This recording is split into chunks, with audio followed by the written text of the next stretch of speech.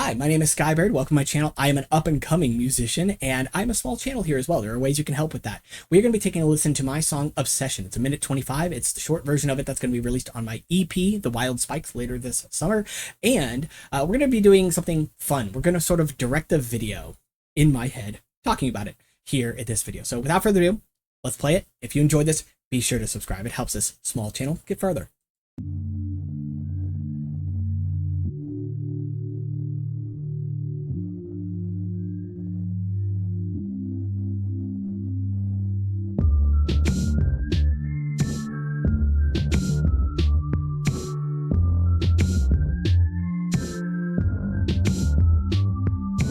When I first set eyes on you, all you had me obsessed. No, you can't deny it. I know somewhere deep inside you wanted comfort in the fact I think about you all the time. Ain't it so romantic? You got movies into panic, and I swear it won't be long for you to see what you mean to me. So I play your favorite song till it's mine. Play it one more time.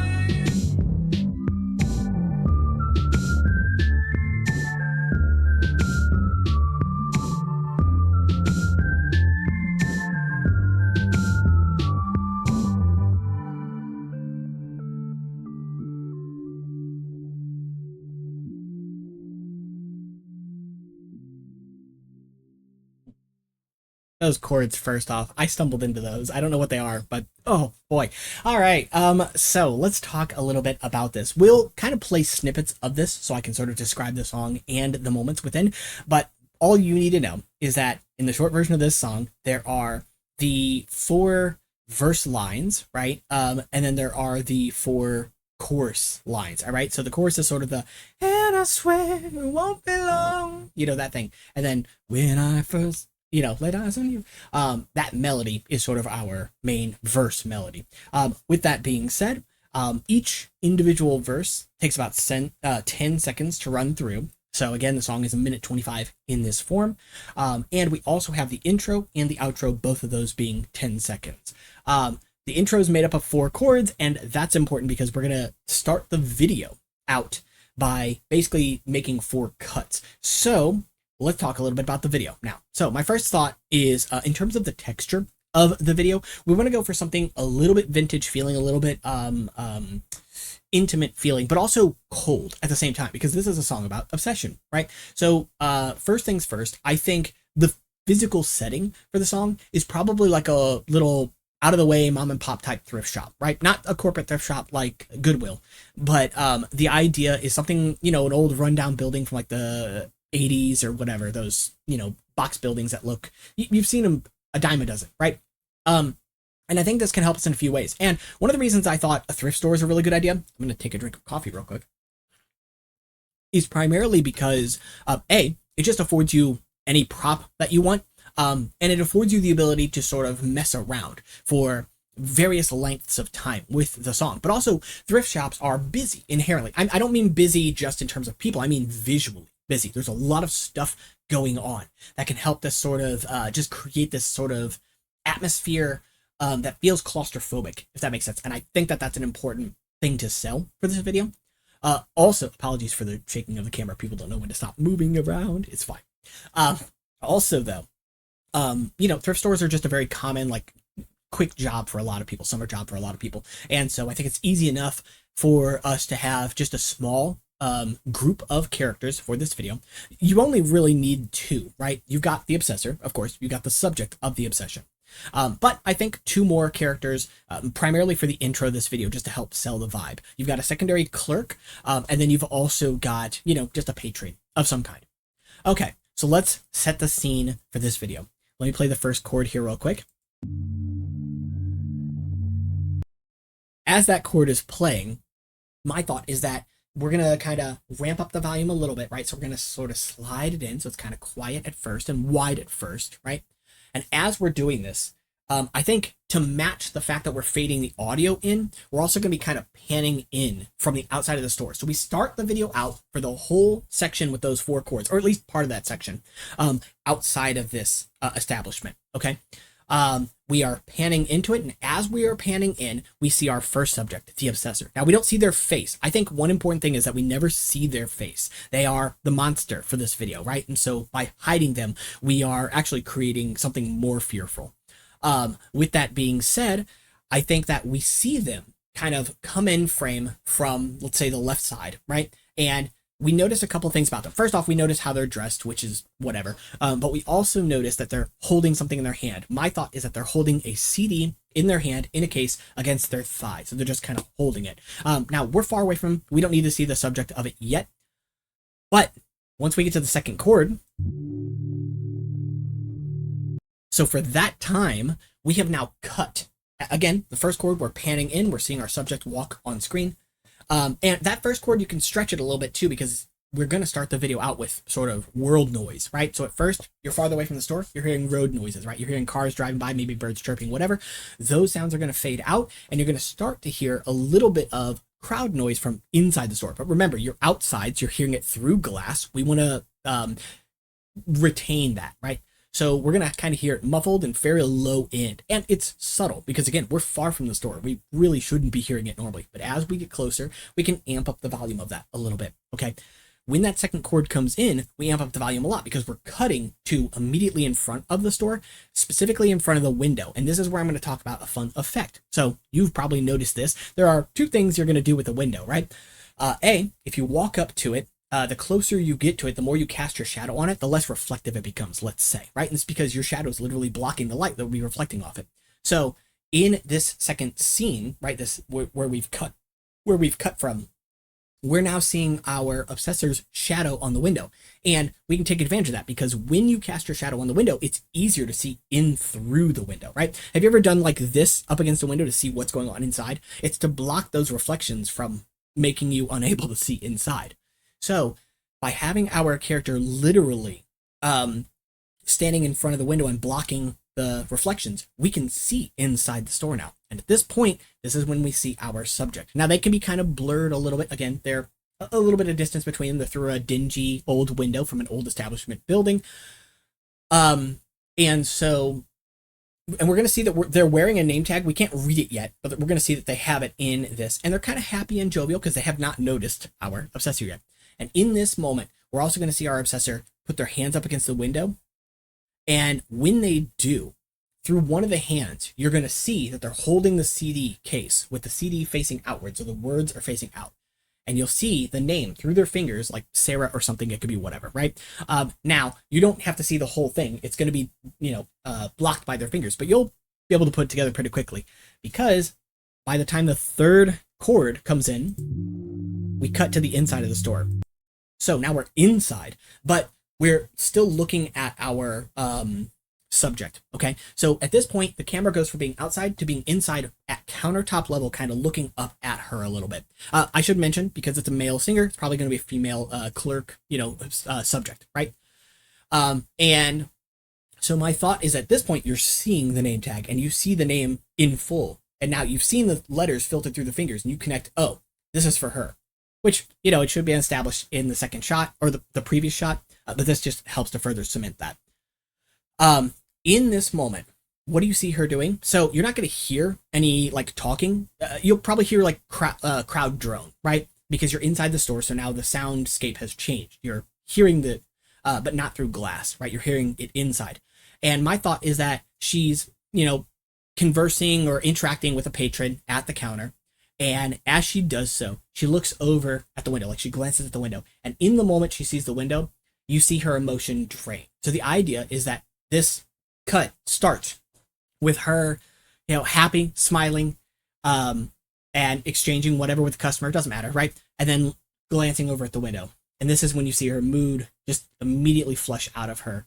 And then when we get to the fourth chord, and also the sound, the crowd sound, at this point starts to taper off because now the chords are overtaking it, right? So literally the droning becomes a drone for her as well, right? It's not just that the emotion has left her, literally the perception of sound has basically left, right?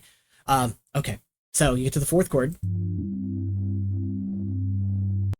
Okay, so when that last chord plays, we cut one more time. Now we've got maybe a little bit of like shaky cam, just a tiny bit, or handheld. It doesn't have to be shaky, but you see her tap on the shoulder of the clerk next to her. They both look over at the window. Maybe they exchange words. Again, we don't hear it. We just see mouths moving. And she points at the window. The clerk kind of looks at her as she looks back, and the clerk nods at her. And then our subject, maybe she's wearing like an apron. Maybe it's a work uniform, whatever. She takes the apron off and she walks around the clerk and goes out the like back half gate of the counter at the front. Okay. And when she does so, she hangs up her apron. Now, a couple of important things here. Notably, the idea is that this establishment doesn't have like a back door, primarily just because, kind of gets our subject out of the store too quickly. The idea is that this is the subject of our store, right? Or not subject, the setting of our store is the thrift store. So we're playing a little bit of cat and mouse for the rest of this video. When the I forgot to mention, when she looks over at the window, the camera looks over at the window too, and you see that he has breathed out on the window and written like a heart or whatever, and written the name Sarah on it. But this is important. He didn't write it in consideration for her. She's inside the store, right? So if he wanted her to read it, he'd have to write it backwards for himself. He didn't do that. He wrote it normal for himself because it's not about her, right? This is the point. This is just one of those little details that I think helps to really sell this, okay? So he writes the name normal for him, which is backwards for her. That should be scary. It's a little detail. All right. But it's helping us just kind of get into the head of our obsessor. So when the beat hits, right at the intro of the song, right? We get, okay, that hit right there, boom, ba-bam, right? When we get that boom, that first open, I think you see kind of the door open for the establishment, and you're kind of looking at the floor. And when the boom, right, boom, but when that happens, you see his foot enter the store at the same time. So that is going to set the pace of our song, right? And then we cut to another part of the video. I'm not going to go too into detail about every single cut every 2 seconds or whatever, because otherwise we will be here for an hour. But the idea is that there's a little bit of interplay between these two characters. We've now cut to a new thing. I haven't said anything about this yet, but another important factor about this video, I think, is mirrors. Okay. So the establishment's going to have a lot of mirrors. The idea is that behind the counter, there's going to be a mirror. Think of like an old bar. Maybe this was an old bar at some point back in time, right? And so there's a mirror on the back, but it's old, dingy, dirty, grungy, not clean or anything like that. It sets the mood, but also it affords us the ability to look at the mirror and see our obsessor without actually seeing them, right? Because again, we're not going to actually see their details. We're just going to see that their presence is there, right? So if you look over at the mirror and you see our obsessor kind of looking over at the mirror, and you have the camera over here kind of looking past him, you're going to kind of see him from the side of the head, back of the head, and then see his like dirty, dingy reflection. And if you angle it up a little bit too, you can even cut the face off if you've got like a upper shelf area there, by literally having it, the camera unable to see that part of the reflection, right? So again, that can help just kind of sell the mood. Okay. And then when we get to that second, let me rewind the tiniest bit here, back 10 seconds. Oop. It stopped playing. All right, so let me fast forward. All right, so that's the mirror shot, right? And then we hold the mirror shot, I think, for a few of those if we wanted to. Now that's the first whole measure there, right? Oh, you can't hear it because it's being compressed. I'm selling that real well. But that's sort of our first measure, right? And by the end of that measure, I think we're off of the mirror, okay? So we could even have it for the first half of that measure. We're having his steps coming into the door. Bow, ba-da-da-bum, bum, right? And then you have the mirror in that third beat drop, right? So that can help to establish that. Now at this point, I think we're kind of having a little bit of interplay between our obsessor and the subject, because he knows she's in the store. He just saw her through the window, but he doesn't know where she's at yet. She's kind of hiding. Okay. And that's another reason why I think it's fun to have it in the thrift store, because you could play with wigs, you could do whatever, right? But in this case here, what I think we're doing is by the second measure, when he says, when I first laid eyes on you, you had me obsessed. I think I haven't decided, but my thought right now was that we were going to look at some more mirrors, but they were going to be like, have you ever been to like a Walgreens or whatever and seen those mirrors along like the crown of the roof, like the where the roof and the walls meet?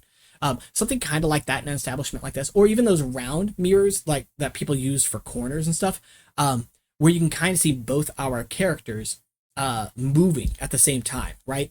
And then when he gets to the line, no, you can't deny it. I know somewhere deep inside you want it. So, this is mirror shot. And then this is upper mirror, okay? So now they're kind of moving around a little bit. We're setting up our stage, so to speak. Hell, even so, if he uses, or if we use the line, when I first laid eyes on you, if I was going to say if he looks up at the mirror, right? Because eyes, right? So in that moment, but again, we're not trying to show his eyes. So we could show it from the back and have the camera behind the head and then pan up with him. So when it says, when I first laid eyes, right? So he's looking up at the mirror and you could see her reflection in the mirror trying to like scurry through some of the aisles. That could help to sell it as well. Then no, you can't deny it. I know somewhere deep inside you want it. Okay, so in those moments, I think we are seeing him kind of walk past some like clothing racks, and she's hiding in like one of these clothing aisles or whatever. And he walks past sort of the end cap of one, right? And she kind of darts around the opposite side of the other. So he continues this way, and she sort of not diverts, goes around, whatever. So she evades him in this moment. Okay, let's go ahead. Oh, I thought this was fun too. When he says the word comfort, so oftentimes in a lot of thrift stores, you'll have like clothing up towards the front, and then you'll have like comforters and bedding and things like that kind of in an area adjacent to this. So my thought is that he comes in, he goes past the clothing. He's not even really looking for her at this point, because at this point, it's kind of the fun of the chase for him. So he's not really trying to like immediately go for it. This is not a guy in a hurry, right? This is a guy establishing his presence. So this is why he's going slow with that beat. You know, when I first set eyes on you, that's a really slow walk, you know? And so I think another thing that helps to sell this too is that he's almost always looking dead ahead, never really turning his head and never really like moving his eyes. He is almost always, except for the moments where he stops. And I think when he stops, it's very deliberate. So both his feet kind of come together, and then he looks up toward the mirror, on the wall or whatever, right? That kind of thing. It just helps to sell this creepy intent behind this character. Okay, so when he says the words comfort in the fact, I thought something really fun to do was literally have him reach out and like stroke a comforter on the wall. But again, never actually looking at it, laying out, because it's not about the item, right? He's just doing it to do it, to be weird, to be creepy. It's selling the creepy factor. Okay, so he just grabs it and just kind of like runs his hand down it as he walks past, and then lets it slip through his fingers by the time he gets to a point where he would not be able to reach it, because he's not breaking his pace for it either, right? He reaches, grabs, strokes, lets go, or lets it slip out of his hands, and he keeps going. Okay, so let's keep going.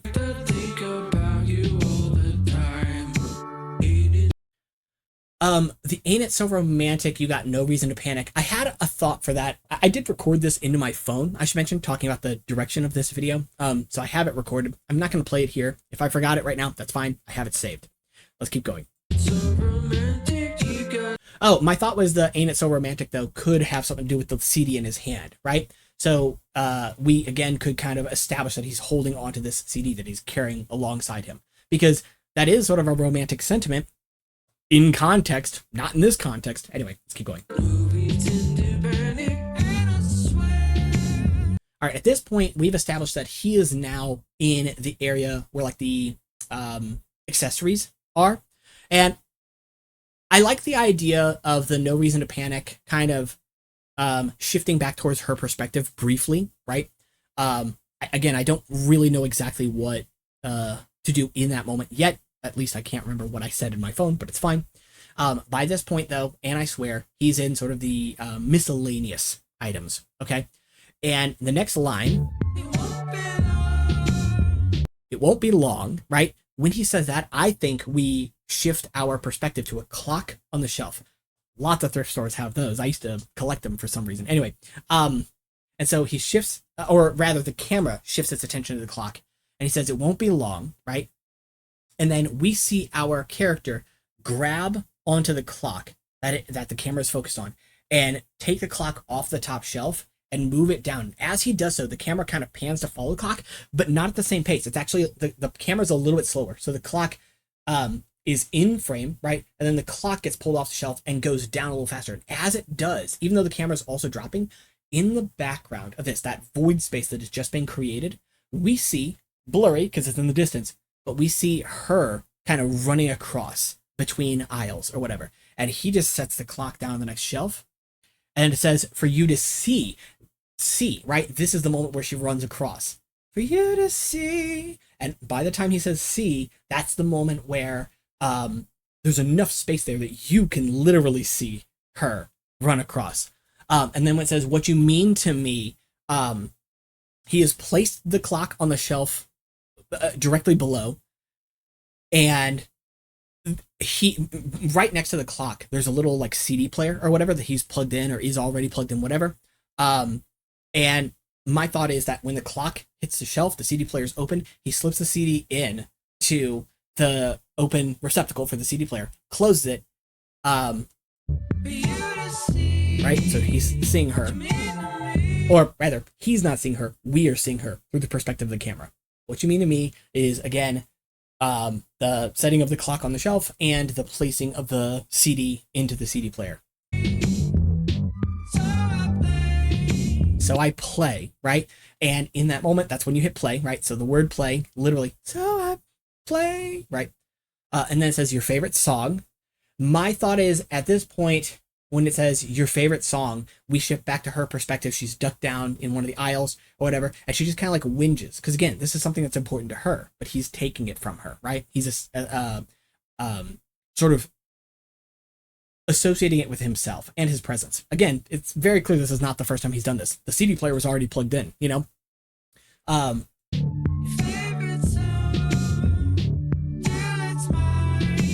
think in the moment where you hear "Till It's Mine," if we ever see our character, this is the moment we do it. Because I think my thought is that when he says "Till It's Mine," we see his face and it just goes, just the eyes close. In the moment when it says mine.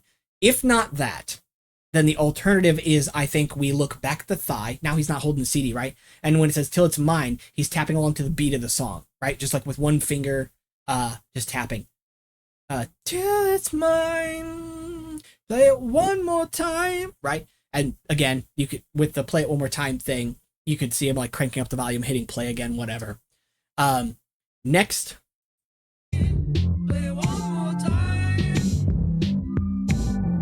Now we're going to shift perspective again because the whistling has started. At this point, we're back to the chase, right? That's kind of what the whistling was the first time. That's kind of what the whistling is here now, right? It's back to the chase. And so we're kind of seeing him get ever closer to them, their paths diverging for the next 10 seconds. And I think in this moment, too, he's kind of interacting with a few things in the shop, but again, in creepy ways, right? Maybe he's like pulling on a wig and like putting it over. I was going to say the mustache thing, but that's more silly than creepy, right? But he could be trying it on. Like, that'd be weird, right? Because who tries on a used wig? You know what I mean? Anyway, I mean, I'm sure some people do, but you know what I mean. In the context, it's strange. And then, again, we're on the second half of the measure here. I think we shift back towards her. But each of these steps, I think we're getting a quick glance of his footsteps or something like that. And something else you could do, too, to sort of establish the setting further is pay special attention to lighting. So my thought is that because this is probably a building it doesn't have to be in a strip mall per se, right? But where the windows are focused up at the front, it's going to be brighter up at the front than in the back, right? In the back, it's going to be a little bit darker. And we can take advantage of that by having each step he takes be lighter or darker in color to establish kind of where in the store he is without telling, right? And in that scenario, if we have her approaching the entrance to try to leave, right? Because it's the entrance and the exit to try to leave, each of these steps can be getting just a little bit lighter. We could start getting a little bit of like the sun kind of glaring off of the floor and reflecting up or whatever, right? In these moments. Lastly, let's go ahead and keep going.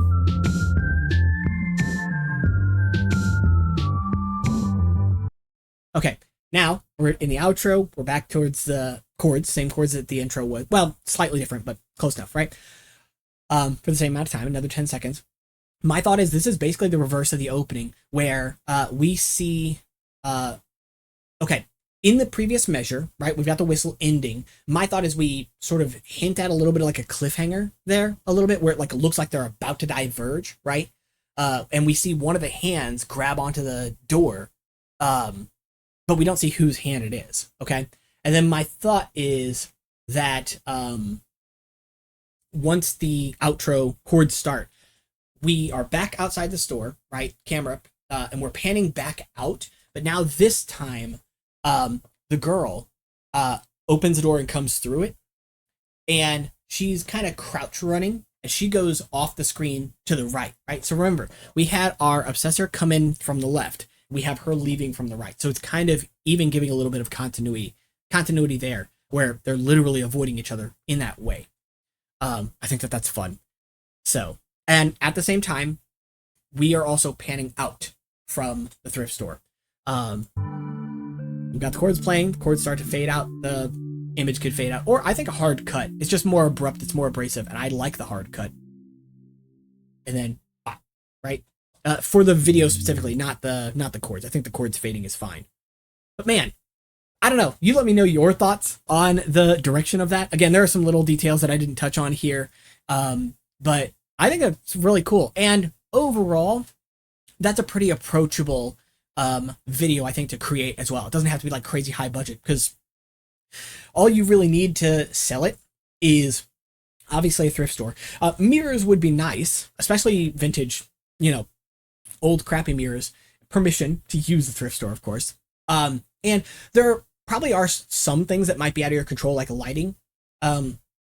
And, whether the establishment actually has a back door, has a back room, isn't terribly important. They're not important to the video, and the video is more dramatic if we just pretend those things don't exist. So the establishment doesn't have to literally meet every single thing we need from it. There are a few things that I would like for it to have. Most notably, while I would like for the thrift store itself to be a vintage, I guess, store, like I said, from the 70s or 80s or something like that, and preferably a standalone building, but it's not necessary. A strip is totally fine because we're not using the sides or the back of the building anyway. But if it is a standalone building, it just feels a little bit more claustrophobic, like I said. And then with that, I think generally, background wise, outside of the building itself, trees, things like that, I think you probably want a bit of the sky visible, so you don't want like crazy tall trees and a lot of like overgrown stuff. On the sides of the building it's fine, but I think you do want some sky in there. And the same is true for like parking lot, right? I think you generally want parking lot in there as well. You want it shouldn't just be the building to open the video or to close the video. It should be the world itself alongside it. Yeah, that's my thought right now. Let me know your thoughts down in the comments below. And if you liked this song, thank you so much, by the way, first off, just for being here. But also, like I said, check out when my EP drops. I'll be sure to link to that so you can listen to it. I think you guys will really enjoy a lot of the stuff on there. There are 7 tracks slated for release. Talked about this in previous videos. We even listened to a couple of snippets of each of them. And in various stages of production, completion, mixing, whatever. One of them is Raw, the song Then I Will Know, because it is my newest song. It is, I think, 5 days old as of this morning. No, technically like 4 because it was started pretty late in the night, but whatever. But it's also by far like the most beautiful thing I'll probably ever write in my life. And I'm okay with that. It's It's about my mom. So, anyway. Um, Jesus, I want to cry just saying that. Jeez, what the hell? Anyway, so the other songs you can look forward to, Obsession. There's also going to be Bad Vibes, Sky Love, Move With Me, Circles, System Collapse. I haven't decided if I want to do the lyrics for System Collapse or if I want to keep it fully instrumental. And then it's going to be Then I Will Know as well. And it'll be, so 7 tracks, about 16 and a half minutes. Well, no, I guess it'd be about 19 and a half minutes with Then I Will Know. Yeah. So anyway, take care.